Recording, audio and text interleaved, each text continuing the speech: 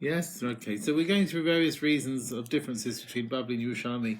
So one of the reasons is I just said it before, but it didn't get recorded. So you find the Yerushalmi often comes up with reasons based on Aggada as opposed to halacha. Many times you find that, for example, we said a dry lulav is possible. According to Yerushalmi, is because the dead cannot praise Hashem. And you find many examples where the Yerushalmi brings reasons which are Aggadic reasons. So, for example, Gal Yisrael next to the Amida, the Yerushalmi goes into a whole story about someone visiting a king, and the king goes to answer the door, and meanwhile the person who's visiting the king has run away, and so all sorts of things. The reason's not brought in the Bavli at all. Actually brings the Yerushalmi. Even for another example, you mentioned the dry lulav, we mentioned that. So there's also this idea here, for example, why they used to have, there was a story where, the sandals they used to wear have numbers of nails in it. Rav Yochanan said 5, like the Commissioner Sifrei Torah. Rav Hanina said 7. Rebbe said 13 or 11, like the Mishmarais. Bavli also brings an argument of the number of nails, but it doesn't bring these reasons. You don't find that so much. That's an example of how Bavli and Yerushalmi differ. Also, the Yerushalmi often says stories in much more length, and the Bavli abbreviates them. Right? For example, the story of Elisha ben Avuya, in Bavli it's quite short. In Yerushalmi it goes quite long. He used to kill Talmidim and take them from the place of learning. Doesn't mean kill necessarily, he would discourage them from learning. And the story with his mother and so on, and Rameh, from Tshuva he died down to Tshuva, he did Tshuva. It could, so the Yerushalmi's got massive amounts about it. And it could be the reason why the Bavli was abbreviating, because the story was well known already from the Yerushalmi. That's why the Bavli didn't bother mentioning it again.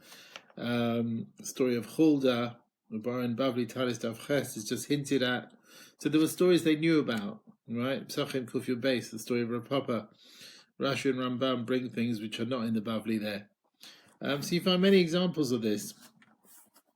For example, Menashe doing Teshuvah, and the Malachim closed up the windows of davening. Various things, various examples of that. Okay. Next one. Now the Yerushalmi puts and stresses keeping the Torah more than learning it, and the Bavli stresses the learning. For example, the Bavli brings the Quintus Rishon Bar Yochai, he didn't stop for davening when he was learning Torah. The Yerushalmi asks on that, how can learning of Torah be better than keeping it? Because we could stop from learning Torah in order to make a sukkah, in order to make a lulav. So, it's better if someone who learns and doesn't keep is if he shouldn't have been created.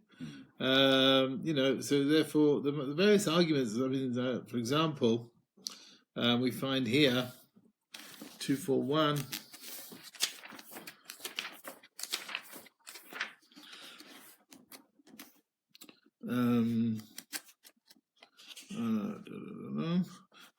so for example, Rishon Bar Yochai, we find in Bavli, we learn Torah, even Krishma, we don't stop. But then the Gemara says, does Rishon Bar Yochai not agree that you have to start to make a sukkah, make a lulav? This story, as we said, in Bavli it says they stopped for Krishma, but they didn't stop for davening. The Gemara doesn't ask about sukkah, lulav. Bavli Brachas Yudzayin, the Bavli doesn't go to the same degree, to the same length. Okay. Another example. Let's find this one over here about Zrizos. So he says, for example, Reb Pinchas ben Yair said being Zrizos energetic leads to cleanliness and the kiyos, and the Bavli brings this, but it starts Torah Mevi Aladei Zehiros, Zehiros Mevi Aladei Zehiros. Torah leads to that. All right. So you find examples where the Yerushalmi stresses the action. Yeah. Okay. Another one.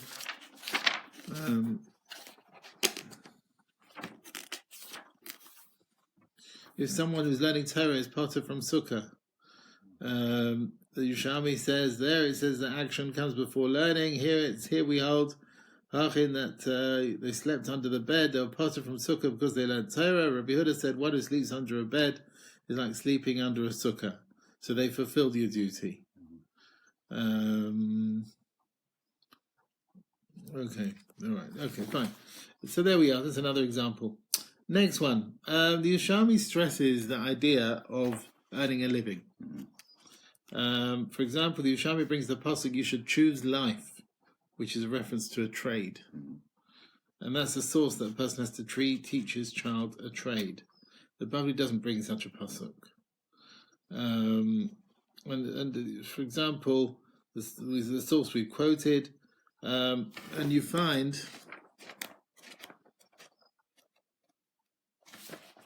with the Greek Chachmas Yevonis, we find they asked you for sure, can you teach your son Greek? And he said, learn it when it's not day and not night. Does that mean you can't teach your son a trade?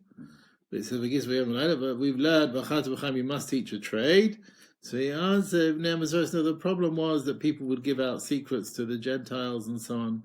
So the Bavli just brings a conclusion that the Gezerah is a problem of giving out secrets. But Menachos, there's an opinion mustn't teach the Greek because of you learn Torah. So the Yerushalmi stresses, but you must teach a trade, you see?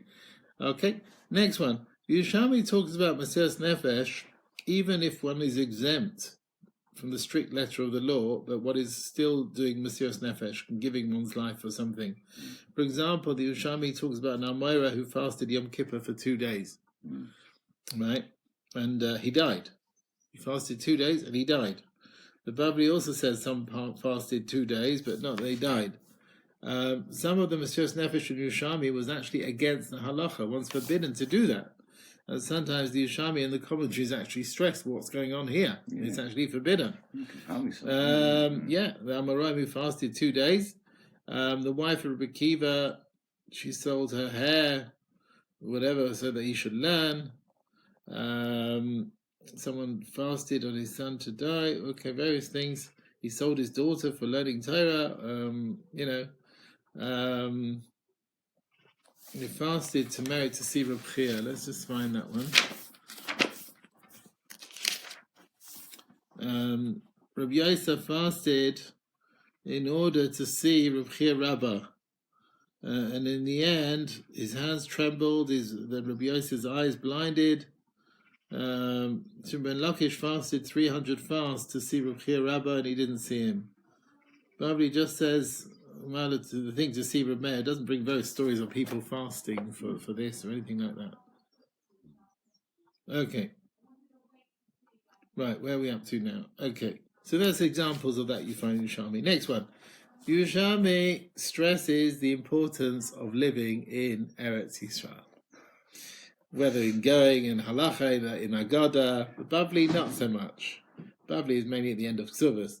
The Yerushalmi brings it in many places about building a house for someone who comes back from the war. Yerushalmi holds, the exemption of building a house coming back from the war is only if you build a house in Eretz Yisrael, not if you build a house anywhere else. Eretz Yisrael is a mitzvah to build. The Bavli makes no distinction, right? Yeshua ben Nun, the reason why they put the Kriyas Megillah on Eretz Yisrael, various reasons on that. Let's see that.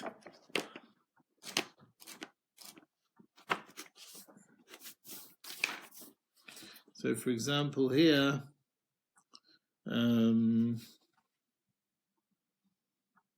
why they put the Megillah with Yeshua ben Nun? They gave cover to Eretz Yisrael, which was destroyed in those days, and they said, we'll go from the time of Yeshua ben Nun. The Bavli doesn't give a reason why they chose Yeshua ben Nun. The Yerushalmi was to say they want to give cover to Eretz Yisrael. So you find examples of that. This is an interesting one here as well.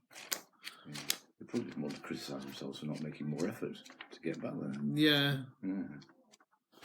So here, for example, 30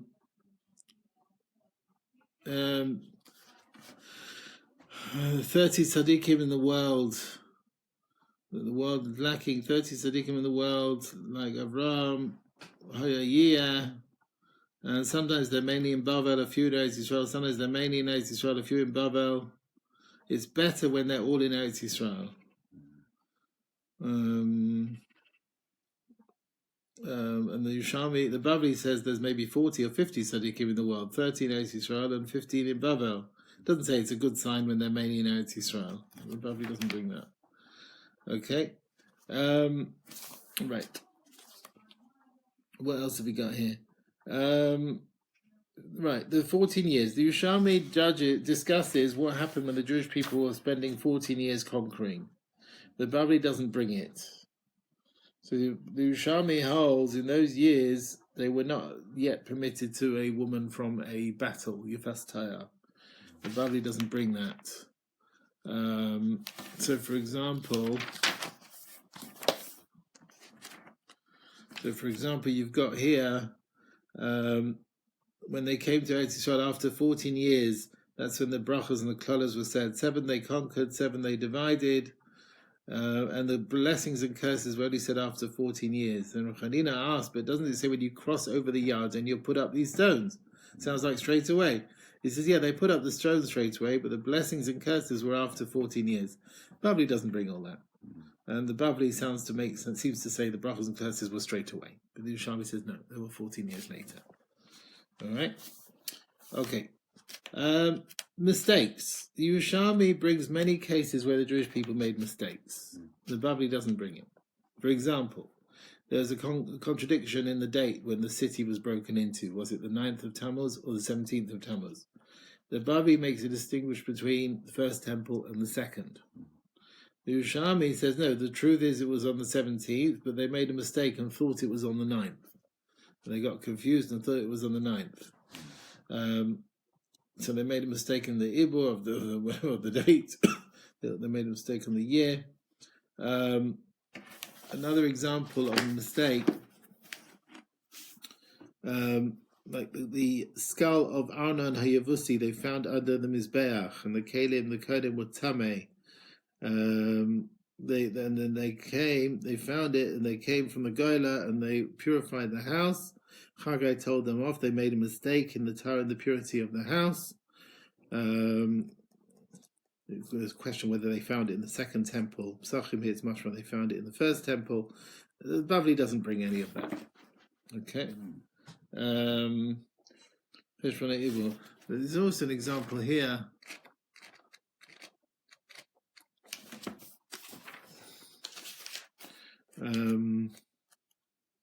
The whole story of when Yeshua's brother Hananiah, the nephew of Rabbi Yeshua, made the new calendar outside Israel, and people followed it, but there were scholars in Israel. They should have followed the calendar as per the Israel scholars, and things happened because of it. People died because of it.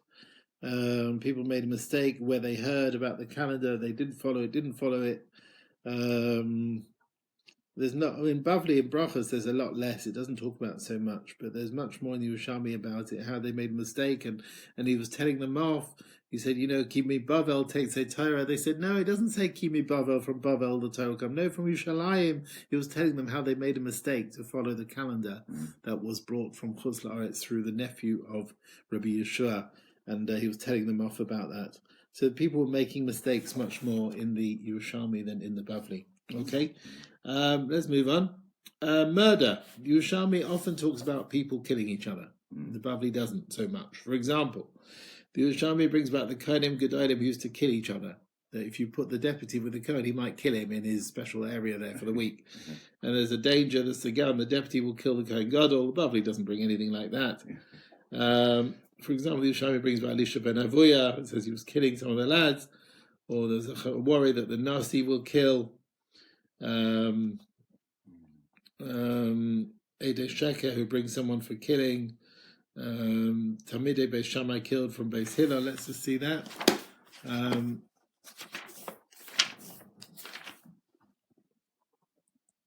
Tamide Beis Shammai. So the Tamide Beis Shammai, they were killing in the Tamide Beis Hillel. We've learned 6 of them went up and they stayed. Others went with them with swords and spears. Bavli doesn't say that they killed anyone. Maybe many explain it. You can't take it literally. This, okay, but it maybe means fighting in halacha or something like that. All right. Let's see what else we've got. The Yerushalmi holds one should do chesed with the Gentiles. The Bavli argues on this. The Yerushalmi brings many cases of Amoraim who return lost items to Gentiles. The Bavli holds it's a more severe prohibition to return lost items to a Gentile. Prohibition. Amoraim, we find cases like that in the Yerushalmi. According to Chachamim, you're allowed to free a servant. One who keeps one soul as if he kept the whole world. Let's just see that.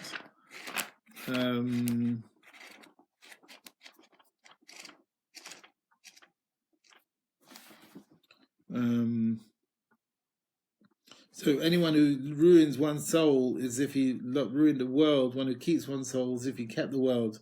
In the Bavli, the wording is a soul from the Jewish people.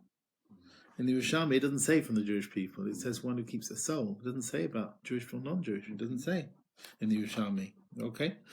Next one. The Yerushalmi often talks about the fact that some of the Goyim were wicked.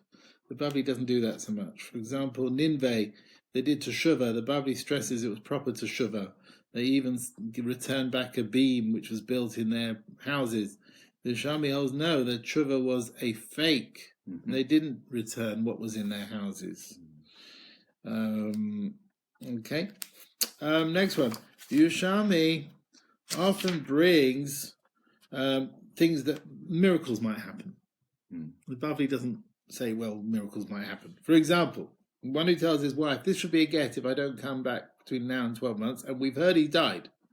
The Yerushalmi, there's an opinion she can't get married because maybe a miracle will come and he will live. The Bavli doesn't bring that. And that's relevant to that question. Can she get married straight away when we heard he's dead? The Cohen Gadol never saw missions. You see various things where miracles might happen. Someone fell into a pit of lions. We can't give evidence he's dead. Maybe miracles will happen. Okay. Next one. The Yerushalmi holds davening can change reality. According to Bavli, it can't. So the Bavli holds one shouldn't pray at a time when one's wife is pregnant to have a boy, that's right, because it's a waste of time. Yerushalmi holds one can pray the whole time of pregnancy until she gives birth. Bavli talks about first 40 days. Yerushalmi says the whole time. And that can have an effect based in about Basulim, various in the sin of Beis Eli, whether you can have kapara with tefillah. Marrying, you want to marry someone, but she's for someone else. You can daven, she might come to you instead of going to someone else. But then the Gemara says it might not work. But there is things like that of changing reality through davening. Okay. Right. Next one. The Yerushalmi reduces in segulas and things like that. The Bavli goes into it much more. Amulets and discussion of other potential helps, which are segulas of some kind, charms. So the Bavli writes about various things was a segula for memory. The Yerushalmi doesn't bring things like that. The reason is, the Ramban explains, Chuz la'aretz, Hashem left them under the charge of various angels and demons, whatever, and other malachim. Eretz Yisrael, they don't have an effect because they are under Hashem directly. And that's why Eretz Yisrael is taken out from this domination of these other things. Based on Rav Haigan, that these segulas, Chashash Kishufim, are also close to the house of Nebuchadnezzar. That's where the demons were there. There was more danger of that. Whereas a lot of these things you don't find. So, for example, one shouldn't open one's mouth for the Satan. It's not in Yerushalmi. Various things like that. The issue of throwing nails is not in Yerushalmi. The zugas of doubles and demons and double 2 cups and all that, like Ham Safim, is not in Yerushalmi. Minhagim, which they went from Babel to Israel, whatever, various things. Simonim Likui of the Chama Levana, there are various differences. The size of Rosh Hashanah, the foods to eat, is not in Yerushalmi. Ein Hara doesn't have an effect on Yosef, it's not in Yerushalmi. So that's examples of various things which are left out of Yerushalmi because it's a different approach. Okay, I think we'll stop here.